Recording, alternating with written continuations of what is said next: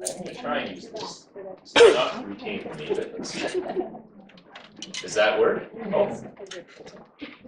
Super duper. So thanks to Josh and Mike and the Iris group and to London District OPA for the invitation to come and chat.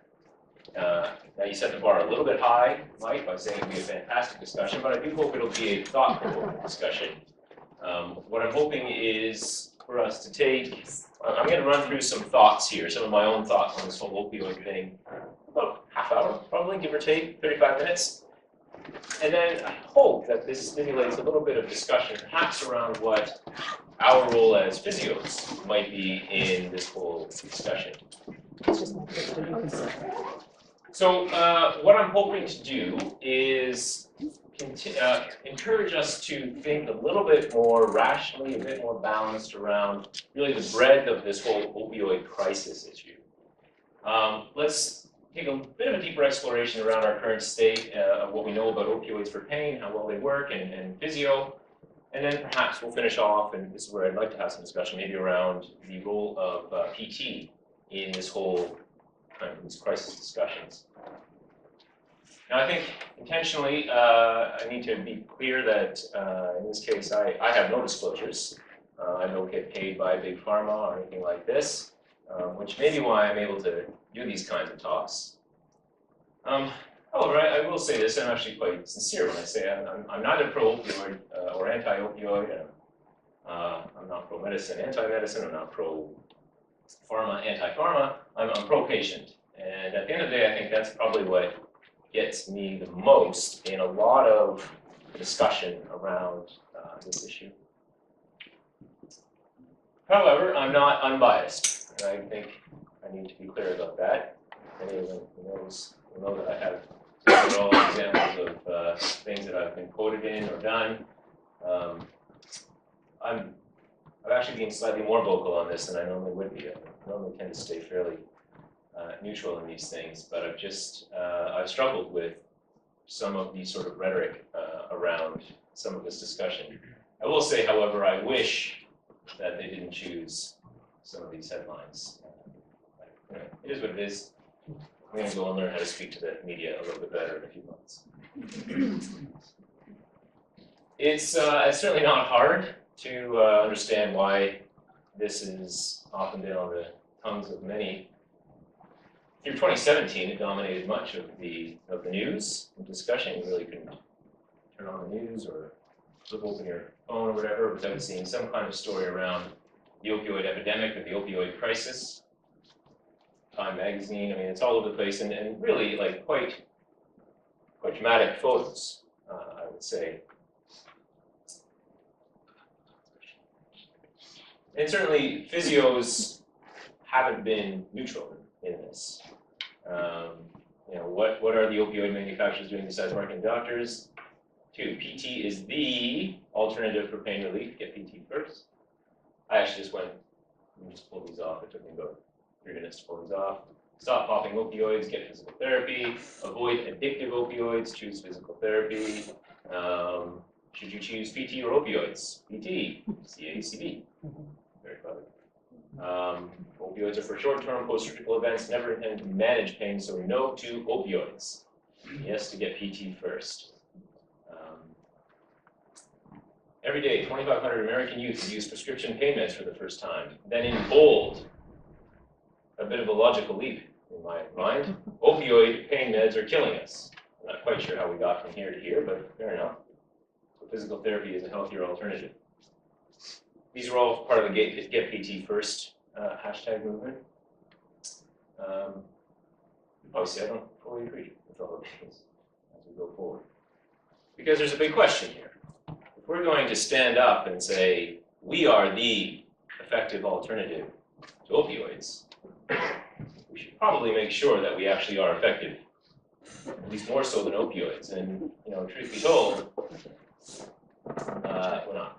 At least, we can't say we are with any confidence. I just did this tonight just to make sure it was relevant, but last year I poked through all of this. There's never been PT versus opioids in a clinical trial. It's been used, opioid intake has been used a fair bit as an outcome, and we show in some cases that with effective PT management, people can reduce their opioid intake. Wonderful. But for us to stand up, I'm going to argue that for us to stand up, wave our flag, and say we are the alternative to opioids, I think it's inaccurate. And I think it's a potentially dangerous message for us to make. So interestingly, beginning of last year, as this whole conversation was unfolding, Mike Brennan, who was the CEO of CPA at the time, rings me up. So Dave, we got a opioid crisis. I'm not sure if you've heard. Yeah, I heard. And so we're preparing a position statement with APTA. And we could really use some evidence. Can you give us some evidence to show that physio outcomes are as good as opioid outcomes? No, it doesn't really exist. And I said, Mike, if you wanted that, you would have had to ask me that question 5 years ago. And maybe we could have started to do that work. Well, how could we have known 5 years ago that this was going to be an issue? Well, here's from the NIH, national overdose deaths in the States dating back to 2002. Trends seem pretty obvious. Here we are in Ontario alone. Rate of opioid-related deaths in Ontario stratified by gender, males and females, dating back to 1991. I think we probably could have seen it coming. However, I want us to make sure we keep these things in context, because if we take a look at the scale, this is rate of opioid-related deaths per million people in Ontario. So the rate is actually 0.007%. Now, I'll be the first one to say a single overdose death is too many. What I'm also going to argue is that by virtue of drawing a firm line in the sand, which is really what's been done now, or by virtue even of us as physios waving our hands and saying, we are the alternatives, come and see me, we are potentially causing another public health crisis, or contributing to another public health crisis, which is untreated and undermanaged chronic pain, which can also have tragic outcomes. We just need to be aware of these things. An interesting question might be, what other trends could we see? Oh yeah, sorry, I had to put a Trump reference in there. So indeed, last year, October 2017, Trump declared the opioid crisis a public health emergency. And you know what the response was? What did they do as a result? What's happened since that time? Do we know? More guns. What's that? Nothing? Not a whole lot. Yeah. Healthcare. What's that? I like dropped you one healthcare, right? Like the healthcare stuff there for the majority of the people, like we finance it and fund it. Sure. So they've kind of pitched a bit of money into, some addiction centers. Really funded guideline development. So now there's these guidelines, right? Generally, at least here in Canada, the guideline is opioids below 90 milligrams of morphine equivalents per day is sort of the upper limit of the safe, is sort of what the current strategies are. But again, let's consider some other trends. First of all, here's trends in prevalence of chronic pain in Canada across a number of different population level health studies. So we have an issue here, which is it isn't changing, really. And granted, opioid prescriptions have increased. Perhaps more people are going to their physician. I think we always have to interpret numbers, raw numbers, with a bit of grain of salt. But we do still have a problem of unmanaged chronic pain here in Canada. And over here is the rate per 1,000 person years of childhood depression. And here you can see the current trend in childhood depression. So my point here, I'm going to argue that we don't have an addiction problem. We have a mental health problem in Canada. That addiction or substance use disorder is a mental health disorder. And perhaps someone who's forward-thinking enough might look for trends like this and predict that 5 years from now, we won't be talking about an opioid crisis, we'll be talking about a suicide or depression crisis. So I think we need to first of all ask the question, or make sure we're clear on what addiction and opioid and substance use is, so we can have an informed conversation. So I've got a cup of coffee here. Morning cup of coffee. I love my morning cup of coffee. If I don't get my morning cup of coffee, then around 10 a.m. I start to develop a bit of a headache.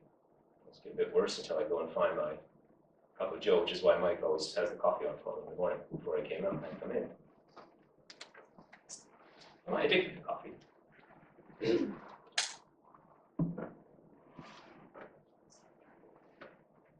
Am I addicted to coffee?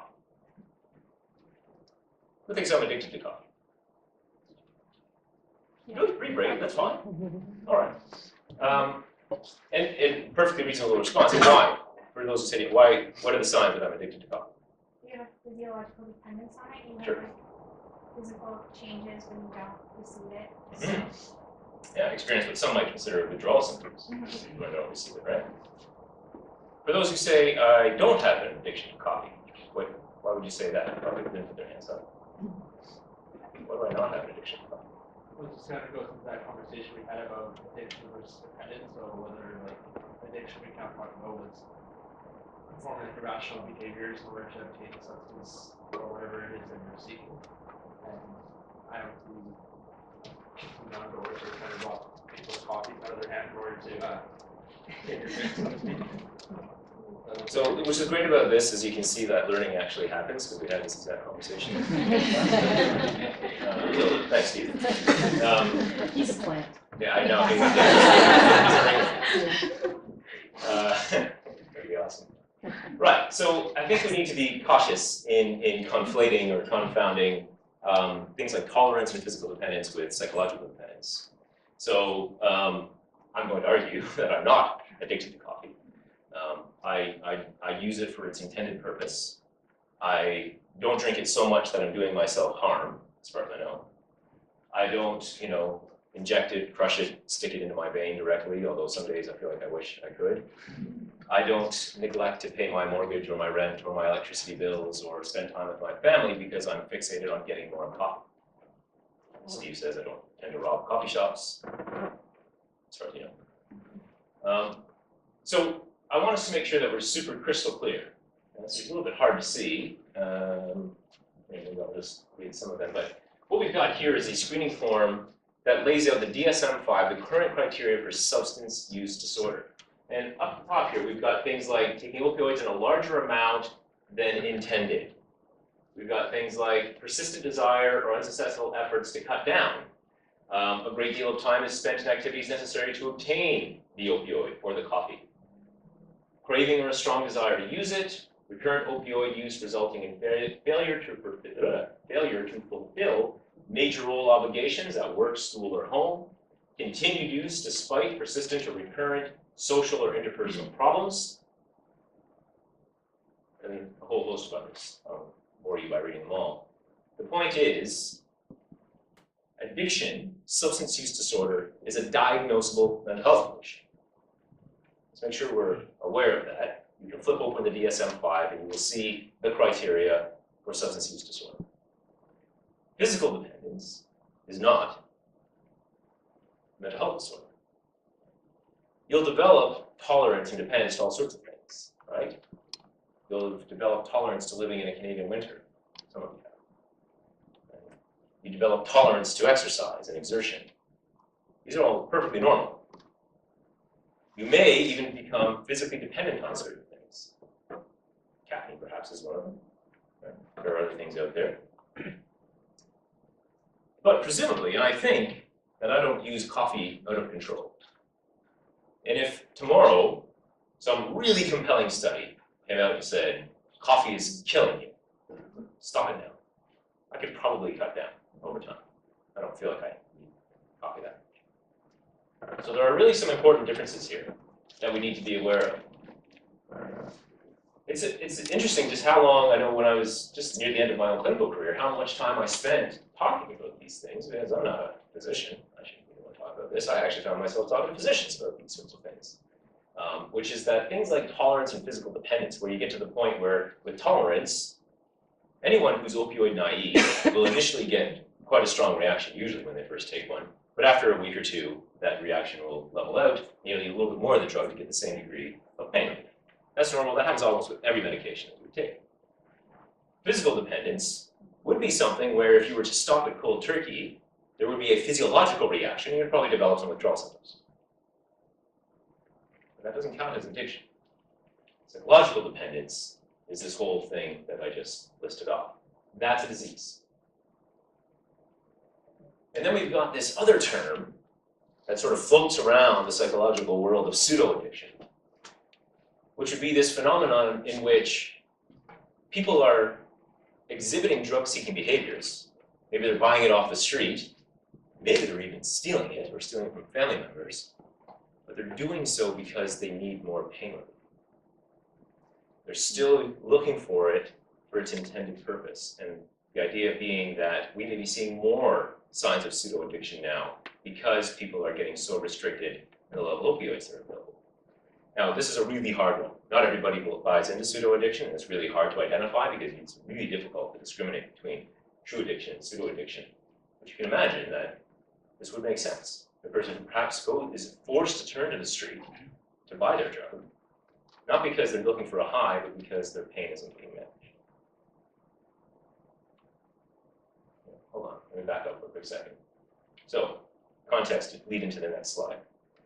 I showed you those clips earlier from last year. I just, for whatever reason, I had a bit of a media blitz on my opinions. And what was interesting, actually, I wrote a blog post on this, sort of expressing my thoughts and my concerns, to be honest, on sort of the rhetoric and the public discourse that was happening at the time, and my concerns were what I thought was going to happen, which was we end up with this crisis of undertreated pain and distress, emotional distress.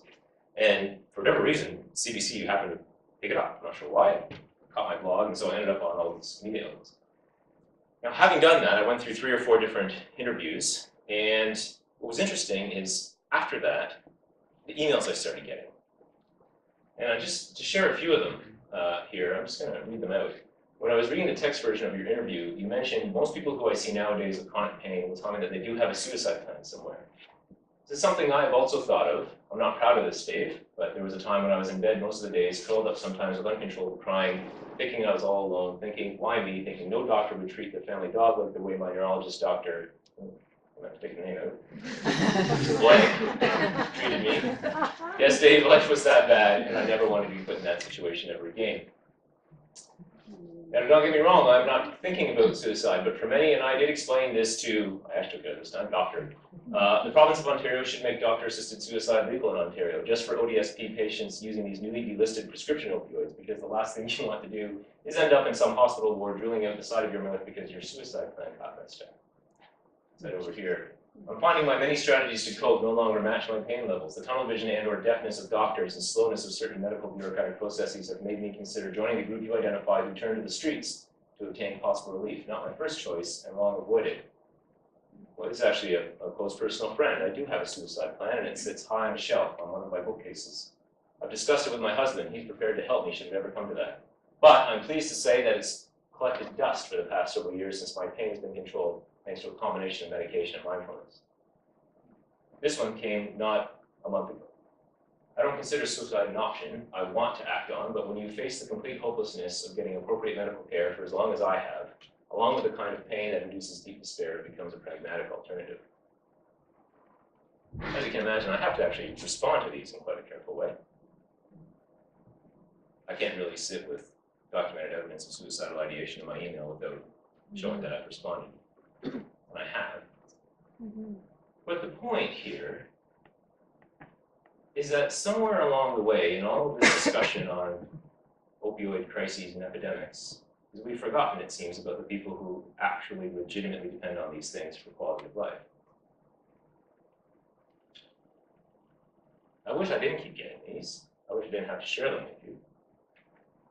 But I do, and it's also causing, as it seems, quite a rift between patients and providers. I just printed off another one here. I'm going to read out to you. Unfortunately, Dr. Blank felt compelled to refer me to the clinic, actually here in London, Ontario, due to the guidelines provided by the College of Physicians and Surgeons. So they're referring to guidelines that suggest that people go to a dedicated chronic pain clinic. I warned him this was not a good idea since I'd been referred to those so-called pain specialists before and found them only interested in getting patients off narcotics no matter their pain levels. However, he thought that the pain clinic would help with ideas of what would work best for me in long-term narcotic use. I was referred to a doctor, blank, and he will surely go to hell for being a bad doctor and causing me much suffering. This gentleman immediately ordered Dr. to stop treating me ASAP or lose his license to practice. He made no suggestions to me during the consultation, nor did he indicate that he thought I had a drug problem. Both my own doctor and I were shocked at this development, and there was nothing to be done. This is how I lost the only doctor who's tried to help me, and who indeed helped me enormously. The Canadian medical system took my doctor from me, it almost killed me, sent me into a horrible cycle, and I almost committed suicide. My husband and grandson are likely the only reasons I am still alive. And this was, I will admit, and I don't mean to say, hey, told you so, because this isn't a very good story. That was a big part of what I was concerned about, is what ends up happening is physicians in particular, and they're in a hard position. I feel for them. See these guidelines and take them as hard lines. Nothing above this. In fact, if anything, the goal is no opioids at all. And what is anything happening is this kind of thing. I'm not sure that we were ready for that, for the fallout. Fortunately, there are ways, people have tried to create ways to identify and predict people who might be at higher risk of substance use disorder with opioids. So there's, for example, the CAGE questionnaire, really super simple. Look, 4 questions. Have you ever felt you ought to cut down on your drinking or drug use? Have people annoyed you by criticizing your drinking or drug use? Have you felt bad or guilty about it? And have you ever had a drink or used drugs first thing in the morning to steady your nerves and get ready or get rid of a hangover? Simple scores. A total score of 2 or greater is considered clinically significant for risk. Do you think it's used very often? Not really. Some places will use it though, I know in town. There's another risk tool over here, and you can just see it's based on family history, personal history, age, history of pre-adolescent sexual abuse, psychological disease, and I think we're starting to get at something here. In particular, I thought maybe I might highlight history of pre-adolescent sexual abuse. I remember several years ago, it was a WCPT Congress in Vancouver. Was that 2010? 2008? Went to a session on interpersonal violence and influence in physical therapy, and I'll never forget the stat that 1 in 3 women and 1 in 8 men have experienced some kind of interpersonal violence. That might include sexual, physical, or emotional abuse as a child. 1 in 3 women, 1 in 8 men, which means, of course, that you have all treated people who have had that experience in their past. And the conversation really was around sensitive practice and how to manage that, in particular in something like physical therapy, where we get fairly intimate with our contact and put our hands on people. But I haven't forgotten that, because I have to think that there's something more to that story than just you should make sure to ask people every time before you touch them, which is still good advice. So I just thought it might be interesting to talk a little bit about this. Now, I'm kind of getting into mechanisms here of really what some of these substance abuse and things like this might be, but recognize that, first of all, these experiences of early life adversity do not need to be a direct experience. They could be witnessed, so it could be seeing your parents fight, your mother hit, a parent who's a drug abuser who goes off to jail, that kind of thing. And the fact is that there's recent large-scale epidemiological studies that reveal very long-term implications of early life adversity. And in fact, the Center for Disease Control has been running the ACE study for years, Adverse Childhood Experiences study in the States. And these are longitudinal cohort studies, and we're starting to see all sorts of influences on long-term chronic health conditions as a result of just early life adversity. And this is just one possible mechanism that might drive people to substance use disorders. So as an example, here is a study coming from one of those ACE trials, childhood abuse, neglect, and household dysfunction at risk of illicit drug use. And what you can see here is if looking at people who initiated drug use under 14 years, 15 to 18 years, or as an adult, and then here's the lifetime values, that for every step increase in early life adversity experienced, you can see the increase in the odds that that person also develops an illicit drug use disorder. Again, just a single mechanism, but here's an example of a mechanism that might explain what we're really seeing. That perhaps people aren't getting addicted to opioids because their knee hurts. I just thought it might be interesting too, just because I always like to bring some of our own work in. This was just, we've been doing some work trying to model recovery following MSK trauma, because we're trying to understand the development of chronic pain and what happens. So we start with people in the acute phase of injury, and what we can see in this particular model is we have, most people kind of get better fairly rapidly, or get better but kind of plateau. They maybe don't get perfectly better, but about 15% of people actually go on to develop what you might consider a chronic pain problem. And we can map those adverse childhood experiences, because we can capture those almost perfectly onto those trajectories as well. So again, we're seeing that even in our own settings, this idea of adverse childhood experiences might be driving chronic pain. It might also be driving illicit drug use, and perhaps we're starting to see a bit of overlap now in mechanisms. So maybe we're seeing where these things come from. Another thing I think it's worthwhile considering, and I'm not going to go through all these, but that we all metabolize opioids and react to opioids differently by virtue of our genetics. Some of us may legitimately need a higher dose of opioid in order to obtain adequate pain relief, where others of us, that same dose could be fatal. And cytochrome P450 is one that's been analyzed quite a bit. What's interesting, by virtue of CYP450, you can group people as extensive metabolizers, intermediate metabolizers, poor or ultra-rapid metabolizers. Now what happens when you take an opioid drug, it's actually inert. It needs to be metabolized before it becomes active. So if someone is a poor metabolizer, you give something like Tylenol 3 to a poor metabolizer, they're not metabolizing the codeine at all, they're really just getting Tylenol. But that same dose of codeine to someone who's an ultra-rapid metabolizer could be near fatal. So again, my point here is we really need to be cautious about making blanket statements. Going back to those tweets I showed earlier, no opioids, get PT. There's actually a genetic component to response to physio as well. And we need to be cautious in our messaging. And these are a number of other genetic markers that have been explored. This opioid receptor mu1 is one. This particular variant, GG variant, required over 2 times the morphine dose to achieve the same level of pain relief as different variants. Pain has a strong genetic component. As it turns out, response to opioids also has a strong genetic component. And indeed, I put this up here showing there's lots, but the point here, the reason I wanted to put this up here in particular was there is also a genetic aspect, it seems, to developing addiction. And interestingly, it's the same genes. So we're starting to now get the sense, hopefully, that there's kind of a complex picture here. Maybe something about early life stressors and adversity, and something about genetic risk or vulnerability. And maybe it's only when sort of all the conditions are right, or better yet, maybe all the conditions are wrong, that people run into a problem. And maybe this is, I want to just drive this home. My point I'm trying to make is we don't take an opioid and some switch gets flipped and now we're not. So let's just look at a particular study here looking at childhood adversity risk associated with your own personality and social traits and gene influences. So in other words, gene by environment studies. And I'm not going to go too hard into this, but I just want to show here, look at this one here. This is risk for developing an opioid addiction problem in people who are impulsive.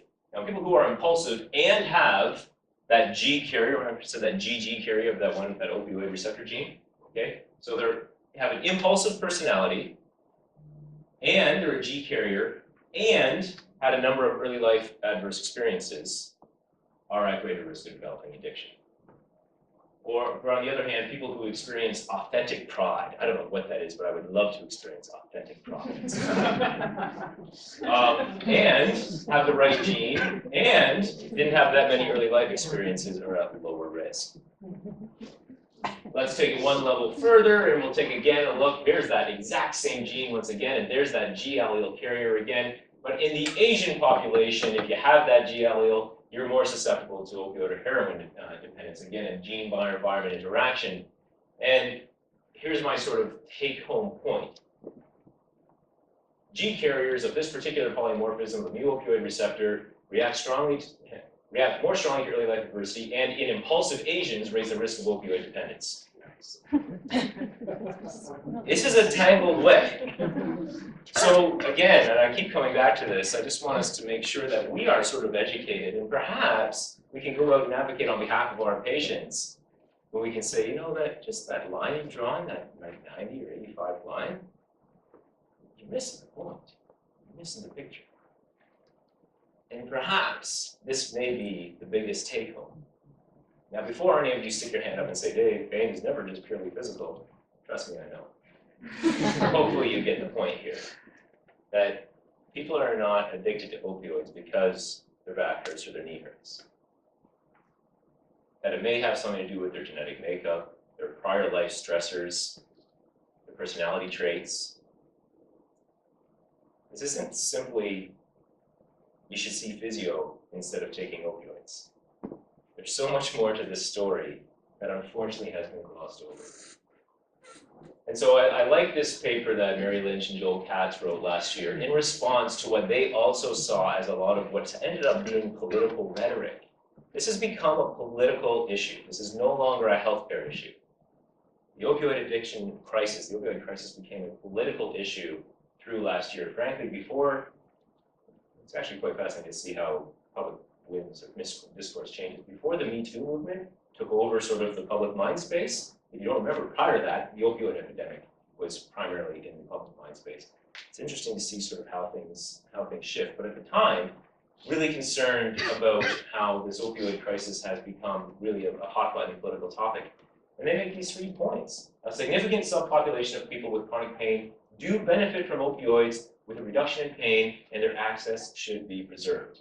2, appropriate and responsible medical exposure to opioids for chronic pain does not lead to addiction. Appropriate and responsible. Now again, that's a bit of a coarse statement because we don't forget our impulsive Asians with the G carrier who has some really light peppers. Maybe they are. And stopping appropriate medical prescribing of opioids will not stop people with addiction or substance use disorder from abusing opioids. It will cause significant collateral damage to people with pain. And I will say, remember that whole thing I made this statement, I'm a pro-patient, that's where I like to be. That's my biggest concern, is that I keep getting those emails. And people are saying, I have depended on these for years, and now all of a sudden, because of this new guideline, or because everybody looks at me with a bit of a sideways glance and a raised eyebrow every time I request opioids, I can't get them anymore.